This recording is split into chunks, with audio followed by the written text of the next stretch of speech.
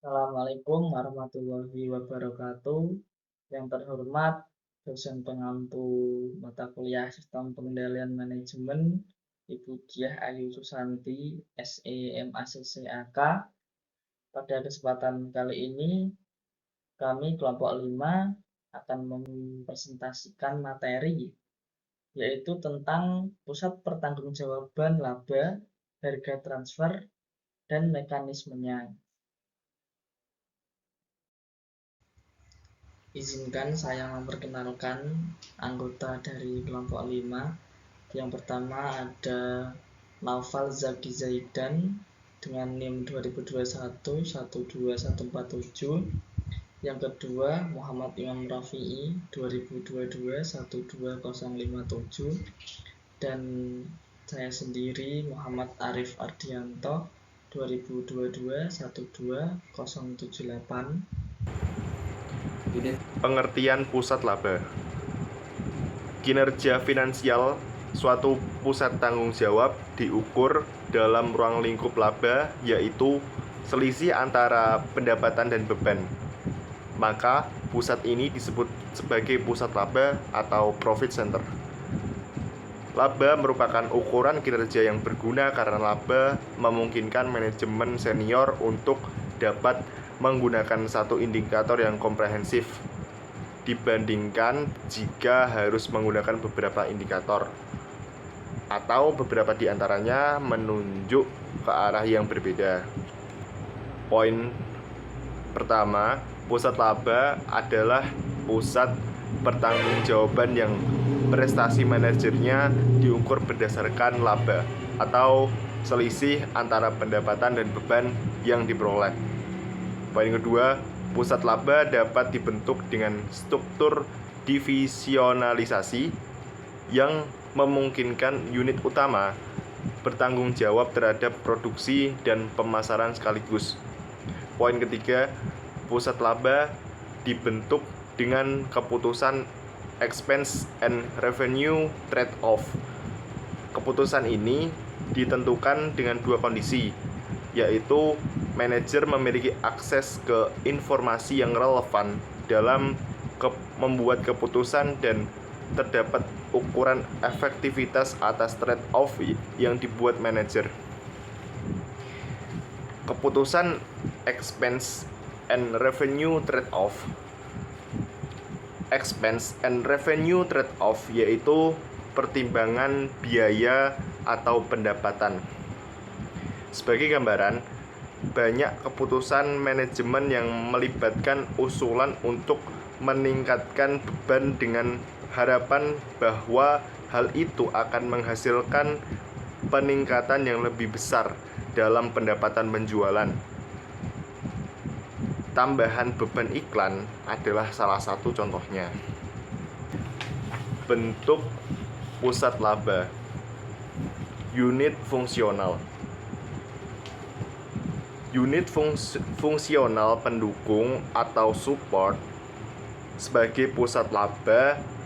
Hal ini meliputi unit-unit pemeliharaan, teknologi informasi, transportasi, teknik, konsultan, dan layanan yang dapat dijadikan pusat laba.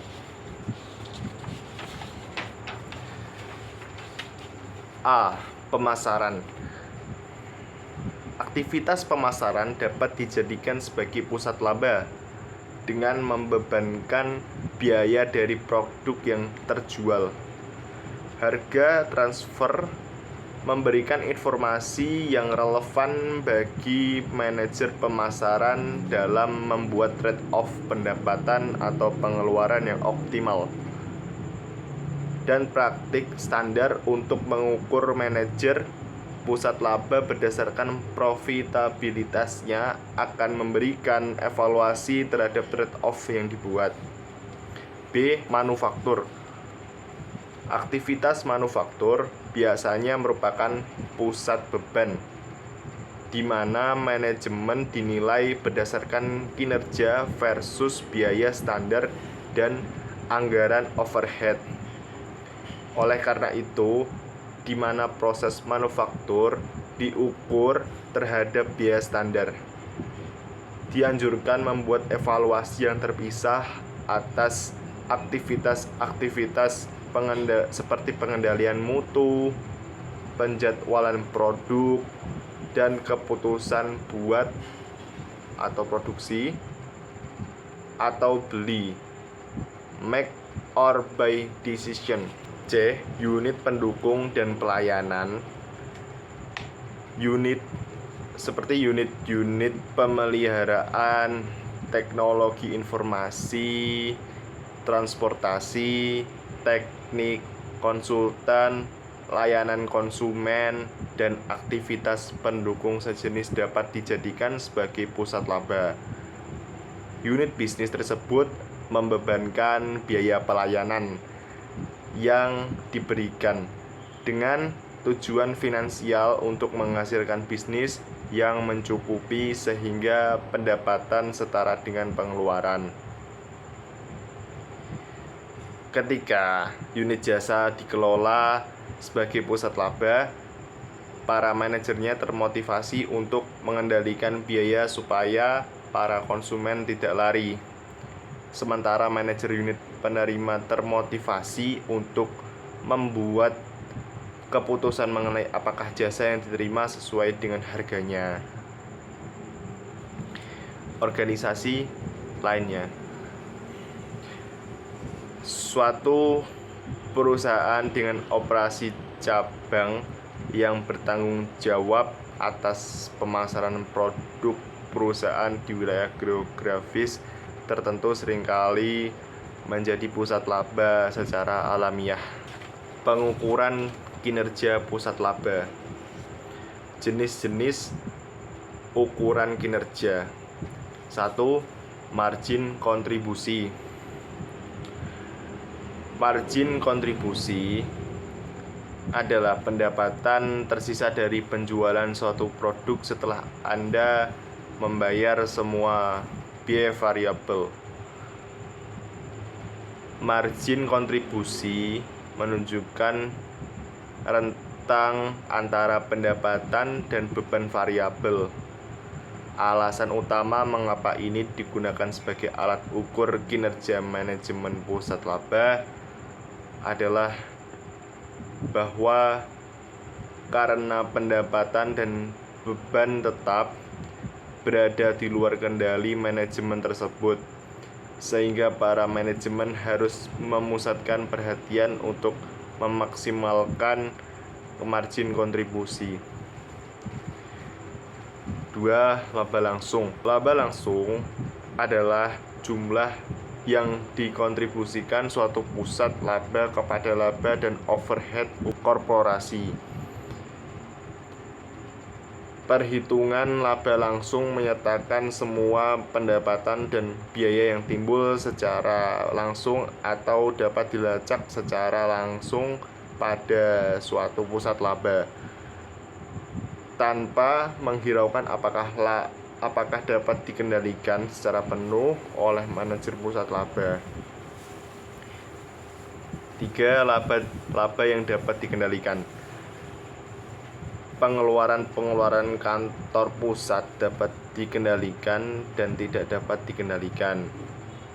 Yang termasuk dalam kategori ini adalah pengeluaran yang dapat dikendalikan, paling tidak pada tingkat tertentu, oleh manajer unit bisnis layanan teknologi. Misalnya biaya ini termasuk dalam sistem pengukuran,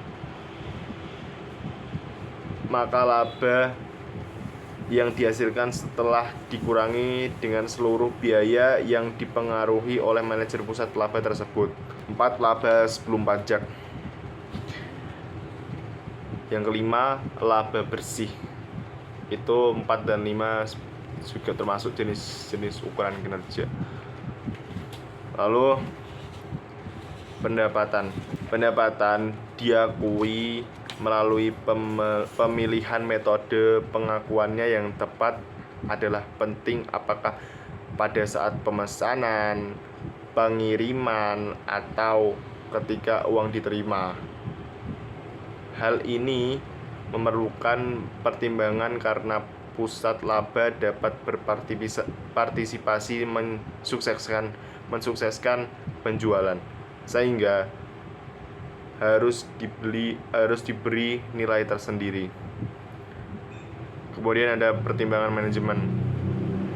Pengukuran kinerja pusat laba melibatkan pertimbangan manajerial.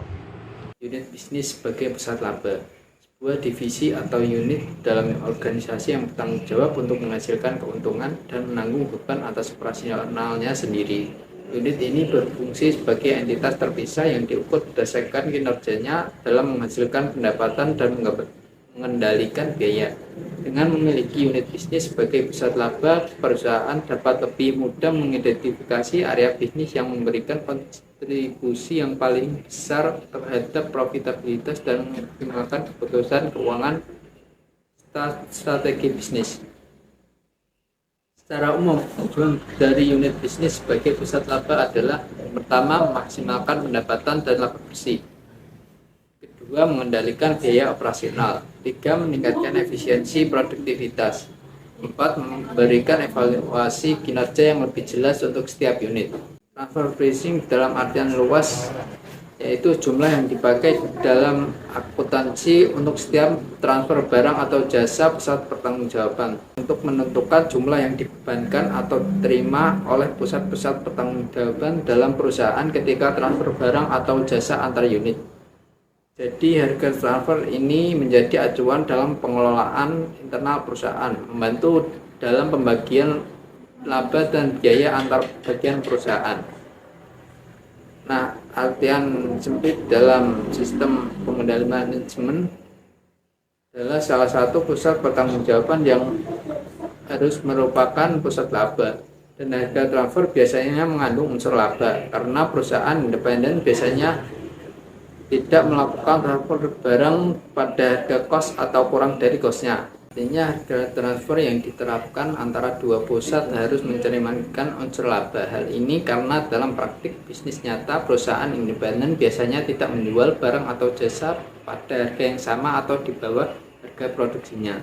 Selanjutnya, tujuan harga transfer. Yang pertama, memberikan informasi relevan agar terjadi trade off atau keseimbangan optimal antara beban dan pendapatan.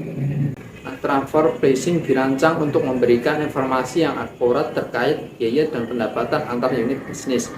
Ini memungkinkan perusahaan untuk mencapai keseimbangan optimal atau trade-off antara beban yang dibebankan kepada pusat laba dan pendapatan yang dihasilkan. Dengan informasi yang tepat, setiap unit dapat membuat keputusan yang lebih baik dalam pengalokasian sumber daya dan strategi harga yang berdampak pada profitabilitas. 2. Mendorong terjadinya keselarasan tujuan. Transfer pricing membantu menciptakan keselarasan antara tujuan unit-unit bisnis yang berbeda dengan tujuan keseluruhan perusahaan. Yang ketiga, mengukur kinerja economic profit center.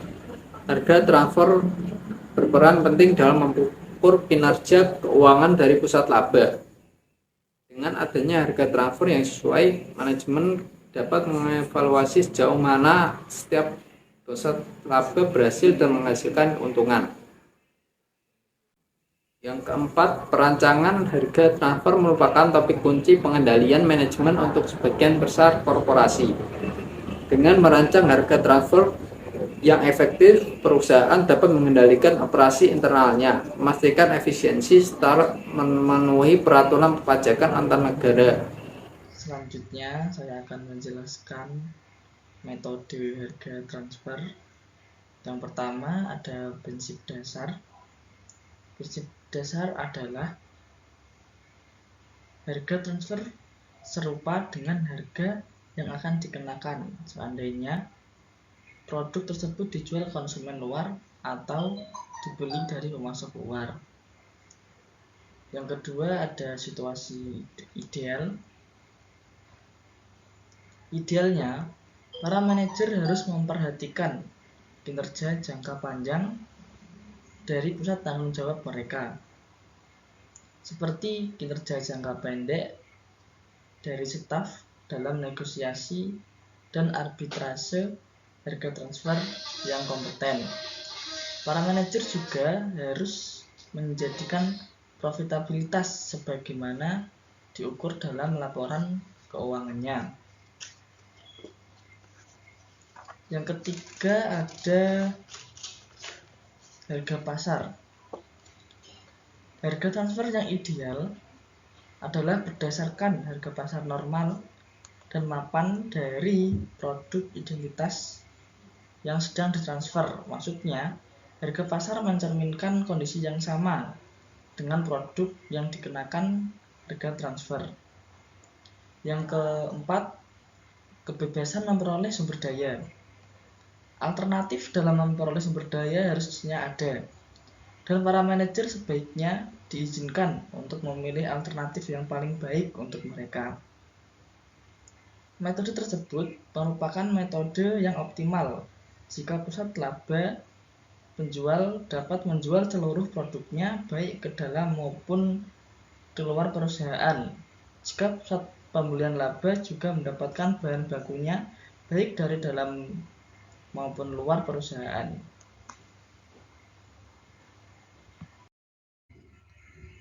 Nah, untuk administrasi harga transfernya yaitu negosiasi atau penentuan harga yang paling pantas.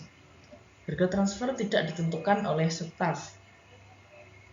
Hal ini adalah kepercayaan bahwa dengan menetapkan harga jual dan mencapai kesepakatan atas harga pembelian yang paling sesuai. Yang kedua, penyelesaian konflik.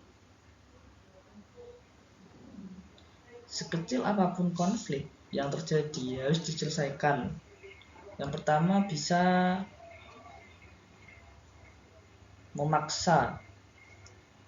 Memaksa adalah tindakan yang dilakukan untuk membuat seseorang melakukan sesuatu di luar kehendaknya atau keinginan untuk menyelesaikan konflik tersebut. Yang kedua, membujuk. Membujuk yaitu tindakan meyakinkan atau mempengaruhi seseorang dengan cara yang lembut untuk menyelesaikan konflik. Yang ketiga, menawarkan atau memberikan pengajuan sesuatu. Yang keempat, penyelesaian masalah atau problem solving. Selanjutnya ada klasifikasi produk.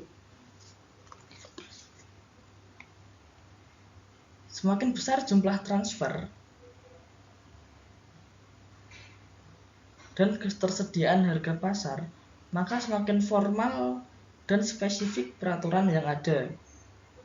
Jika harga pasar selalu siap sedia, maka perolehan sumber daya dapat dikendalikan dengan peninjauan kantor pusat atas keputusan buat atau beli yang melebihi jumlah tertentu. Terima kasih. Sekian presentasi dari kelompok 5. Apabila ada salah kata atau tindakan yang kurang berkenan, kami mohon maaf yang sebesar-besarnya. Wassalamualaikum warahmatullahi wabarakatuh.